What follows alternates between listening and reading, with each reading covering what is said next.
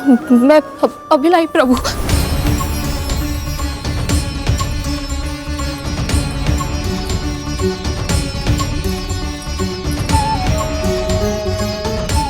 दीजिए प्रभु।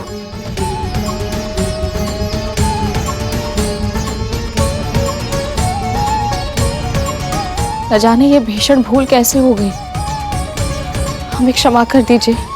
ममता के आवेग में हुई भूल नहीं कहलाती। मैं तो वैसे ही प्रेम का भूखा हूं, जिस प्रेम और अधिकार से आपने और आपके पुत्र ने अपने मन की बातें मुझसे कही हैं। मेरा मन तो उसी से भर आया है। देवी कद्रू, आप दोनों का व्रत सफल हुआ। अब आपको इसका फल मिलेगा। आपकी इच्छा अवश्य पूरी होगी। उठिए, आंखें खोलिए कद्रूनंदन, आंखें खोलिए कद्रूनंदन, आंखें खोलिए कद्रूनंदन, आंखें खोलिए कद्रूनंदन।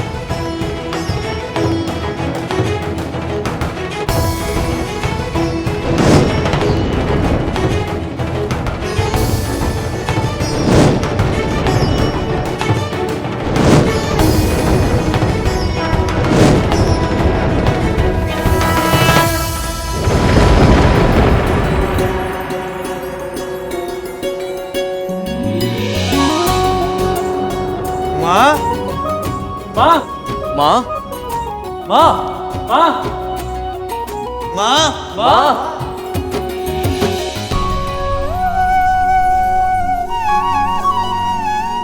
मेरे पुत्र,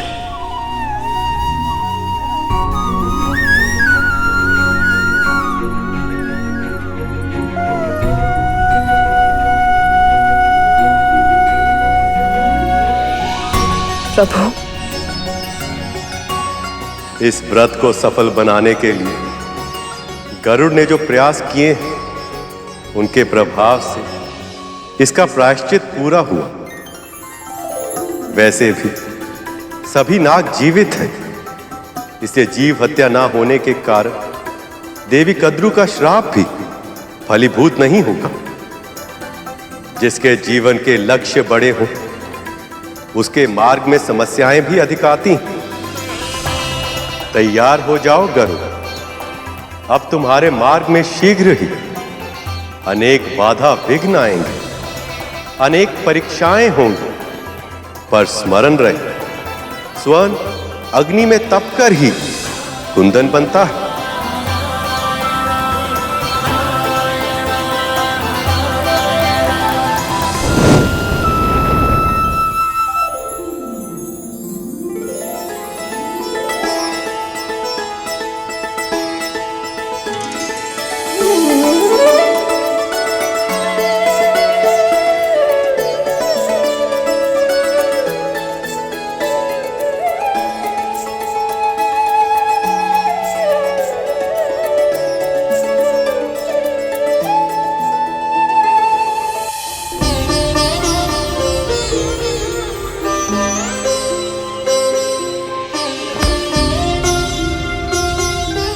स्वस्थ हो।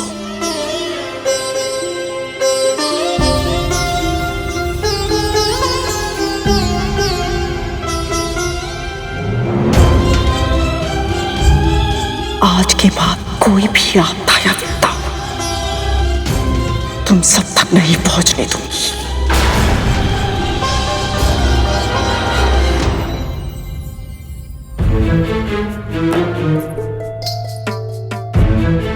दीर्घायु। तुमने तो भयभीत कर दिया था हमें। ये तो माँ का विश्वास था जिसने हमें साहस दी। सही कहा।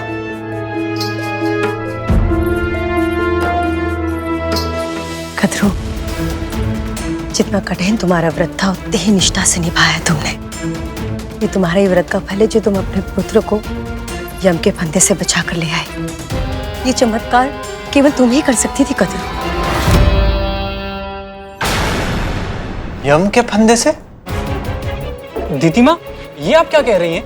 हाँ माँ, पल भर पहले तो हम गरुड़ के साथ सूर्य लोक जा रहे थे और दूसरे पल हमें भगवान विष्णु का स्वर सुनाई दिया। तुम सब बहुत भाग्यशाली हो जो तुम्हें कद्रू जैसी माँ मिली है।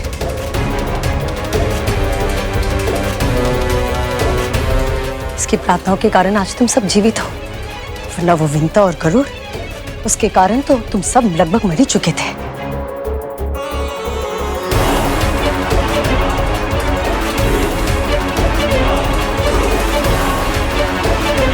मुझसे छुपाकर तुम सब उस गरुड़ के साथ चले गए थे। सूर्य लोक के स्थान पर मृत्यु लोक पहुंच गए थे तुम सब।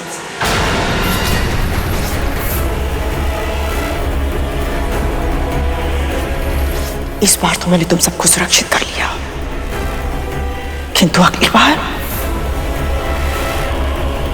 ऐसा कुछ मत करना। अब ऐसा नहीं होगा माँ। हाँ माँ। हम आपकी आज्ञा के बिना कहीं नहीं जाएंगे माँ।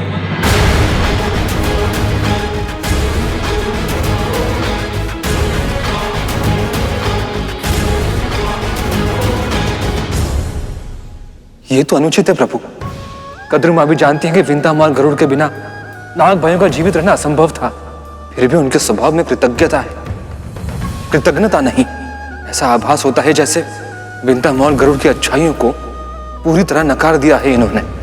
और दूसरी ओर विंता माँ और गरुड़ भी विचित्र है। जीवित पुत्री का व्रत को सफल बनाने के लिए कितना कुछ किया है उन्होंने, और ये दोनों उसका श्रेय भी नहीं ले रहे।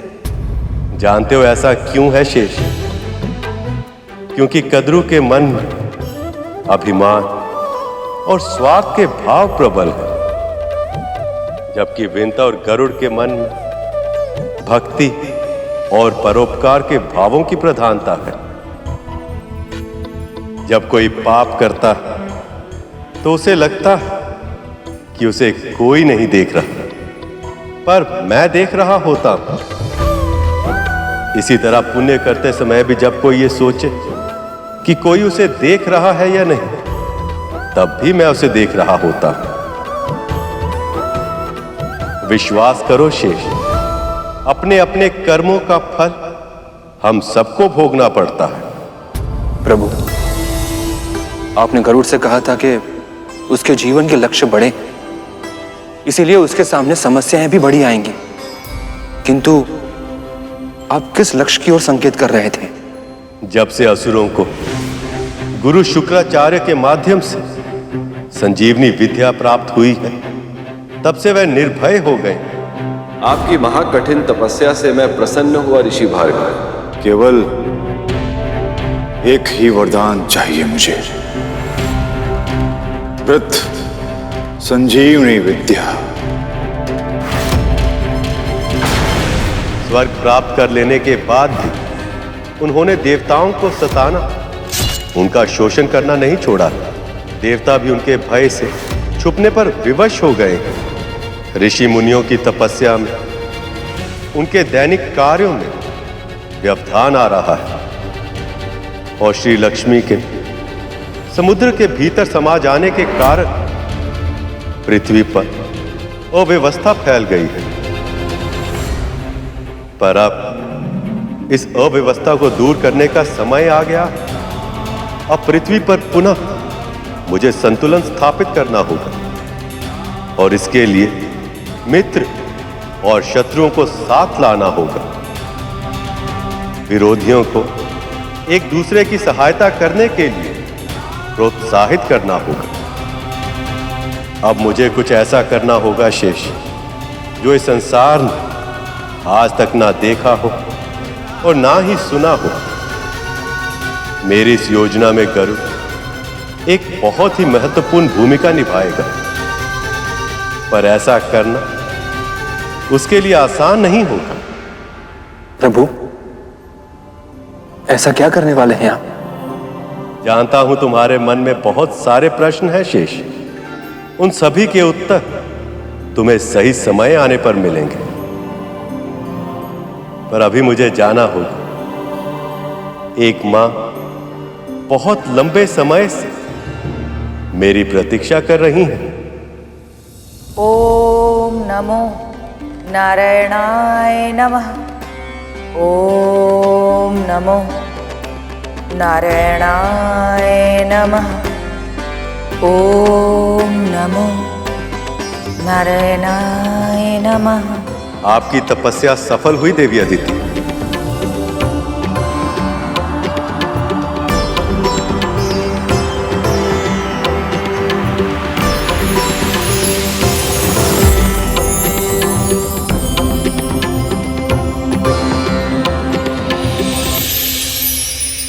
देवी अदिति, देवी अदिति, देवी अदिति, देवी अदिति।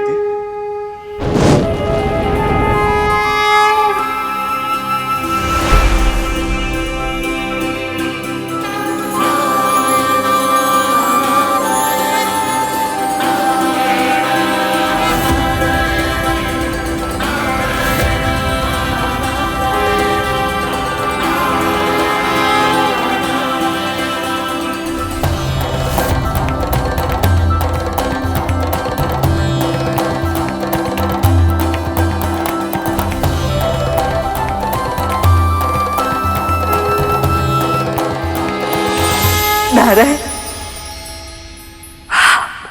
अब इन आंसुओं को पहुंचने का समय आ गया है। आपने ये भीषण तपस्या अपने पुत्रों की प्राण रक्षा के लिए, उन्हें सामर्थ्यवान बनाने के लिए और उनका खोया हुआ सम्मान उन्हें लौटाने के लिए की। पर यह तब तक संभव नहीं जब तक देवी लक्ष्मी वापस लौट नहीं आती।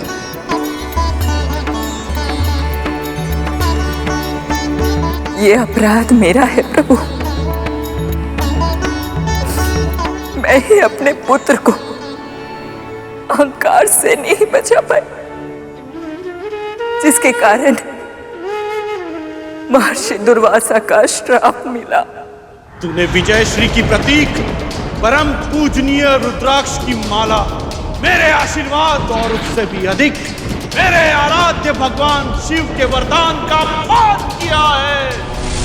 आज से तू और तेरे सभी देवता श्रीहीन हो जाएंगे।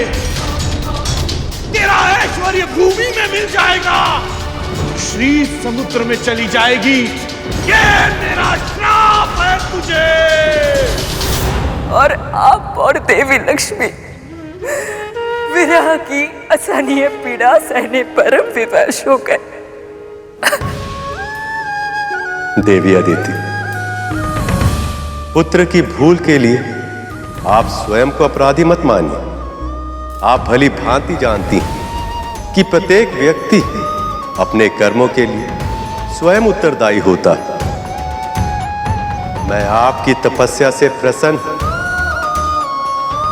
और इसीलिए आपके पुत्रों के कष्टों के निवारण के लिए मेरे पास एक उपाय है, जिससे न केवल देवताओं का खोया हुआ मान सम्मान वैभव लौट आएगा, अपितु इस संसार में श्री भी लौट आएंगे। अब आप मेरा ये संदेश अपने पुत्रों को दें कि वह शीघ्र अतिशीघ्र मुझसे आकर भेंट करें। उनका कल्याण होगा। आपका कोटि कोटि धन्यवाद।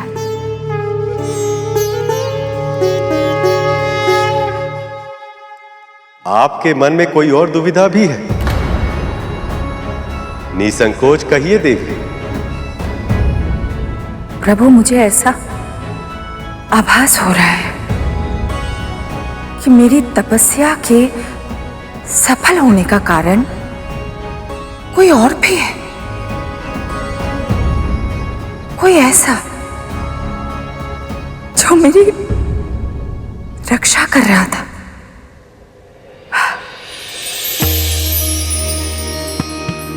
वो देखिए प्रभु। कोई बताए या ना बताए, किंतु मां का हृदय जान ही जाता है। वो परोपकारी कोई और नहीं, आपकी बहन विंता का छोटा पुत्र गरुड़ था।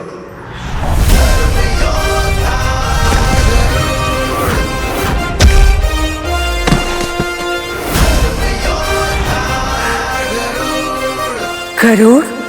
उसने अपने हित का विचार किए बिना असुरों के आक्रमण से आपकी रक्षा की। भविष्य में भी आपके पुत्रों की सफलता के लिए उसका साथ आवश्यक होगा।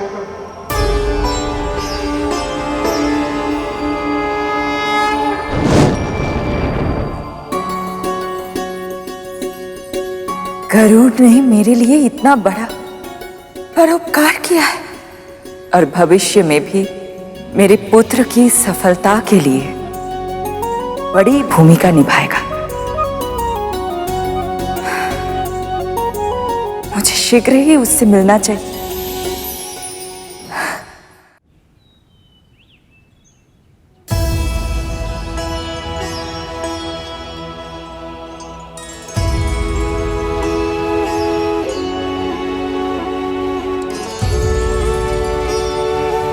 माँ, प्रभु विष्णु ने कहा था अब मेरे मार्ग में अनेक बाधा विघ्न आएंगे, अनेक परीक्षाएं देनी होंगी मुझे। इसका अर्थ क्या हो सकता है माँ?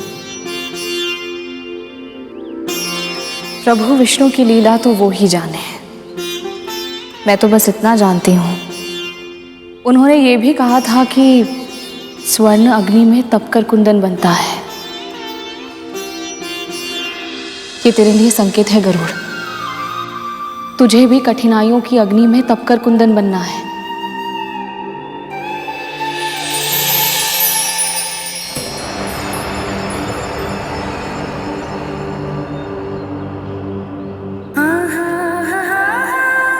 मैं पूरा प्रयास करूंगा माँ, आपकी आशाओं पर खरा उतरूंगा मैं।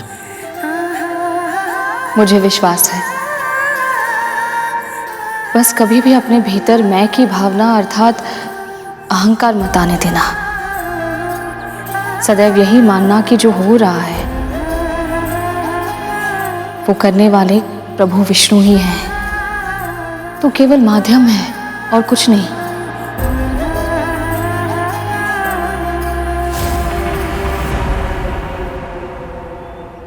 विंता, कहां मर गई तू? तू और तेरा पुत्र, तुम दोनों मेरे पुत्रों का भूखा मारोगे क्या? भोजन की व्यवस्था करो। अब पता चलेगा गरुड़ और विंता को अपना असली स्थान। एक दास चाहे कुछ भी करे, वो दास ही रहता है।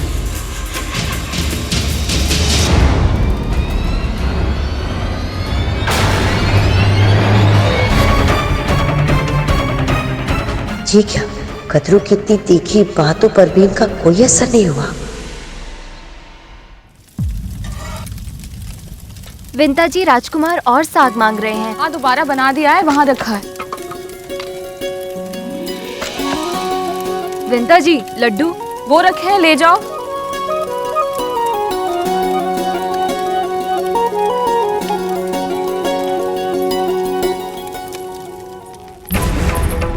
छोटा सा कार्य करने में इतना समय।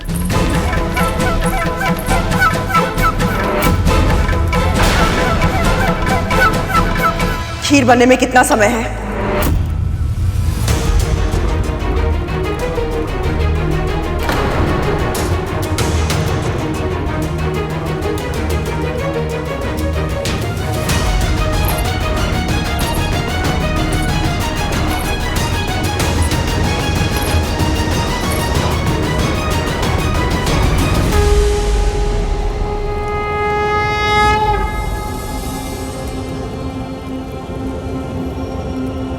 बस तुम्हारी खीर की प्रतीक्षा है विंता।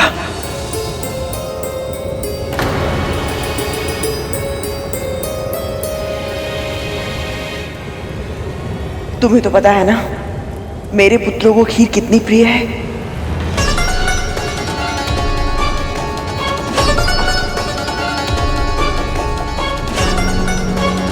कदरू का तो स्वर ही बदल गया। ऐसा क्या हो गया पल भर में?